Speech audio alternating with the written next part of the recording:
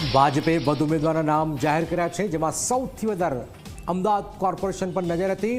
તો અમદાવાદ કોર્પોરેશન નામ જાહેર 48 વોર્ડના તમામે તમામ 192 ઉમેદવાર જાહેર થઈ ચૂક્યા છે, જેમાં થલતેજ હિતેશ બારોટ રિપીટ, બોડકદેવથી દેવાંગ દાણી રિપીટ, ખોખરા વોર્ડમાં જયમીન દવે, ચાંદોડિયા વોર્ડમાં રાજશ્રી પટેલ, સાબરમતી વોર્ડમાં ચેતન પટેલને ટિકિટ મળી, વેજલપુરમાં પૂર્વ એએમસી દંડક રાજેશ ઠાકોરને ટિકિટ મળી છે, વાસણામાં મેહુલ શાહ, સરખેજમાં જેઠીબેન ડાંગરને ફરીથી મોકો મળ્યો છે, અસારોમાં સુમનબેન રાજપૂત પણ મેદાનમાં આવ્યા છે.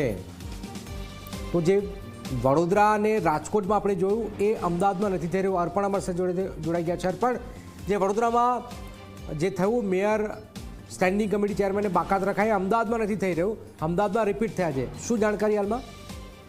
જનક, અહીંયા જો રિપીટ અને નો રિપીટની વાત કરીએ તો આપણે તેને અલગ અલગ મૂલવી શકીએ તે રીતની યાદી જોવા મળી છે. કારણ કે જો આપણે જોઈએ કે standing committee chairman Devang Dani કે જે ફરીથી આ વખતે રિપીટ થયા છે, પરંતુ સામે શાહીબાગના કોર્પોરેટર પૂર્વ મેયર જે કહી શકાય કે પ્રતિભા જૈન, તેમનું નામ યાદીમાં ક્યાંય નથી, એટલે તેમને બાકાત રાખવામાં આવે છે. પરંતુ યાદી ઉપર પ્રાથમિક નજર કરીએ તો ઘણા એવા લોકો જે છે કે તે સતત રિપીટ નહીં પરંતુ એક ટર્મ છોડીને ભૂતકાળમાં કોર્પોરેટર રહી ચૂક્યા હોય. એટલે હાલ જે આપણે યાદી જોઈ રહ્યા છે તે મુજબ વાત કરીએ તો સ્ટેડિયમ વોર્ડના રાકેશ પરીખ કે જે અગાઉ કોર્પોરેટર હતા, ખોખરા વોર્ડમાં ડોક્ટર જયમીનબેન દવે, તેમને ફરીથી મોકો મળ્યો છે, ચાંદોડિયા વોર્ડમાં રાજેશબેન પટેલ, સાબરમતી વોર્ડના ચેતન પટેલ કે જે સતત રિપીટ થયા છે, વેજલપુરના પૂર્વ દંડક રાજેશ ઠાકોર કે જે અગાઉ કોર્પોરેટર હતા, વાસણાના મેહુલ શાહ બીજી ટર્મમાં રિપીટ થયા છે, સરખેજના જેઠીબેન ડાંગર અગાઉ કોર્પોરેટર રહી ચૂક્યા છે, અસારવામાં સુમનબેન રાજપૂત તો તે અગાઉ કોર્પોરેટર રહી ચૂક્યા છે, ખોખરામાં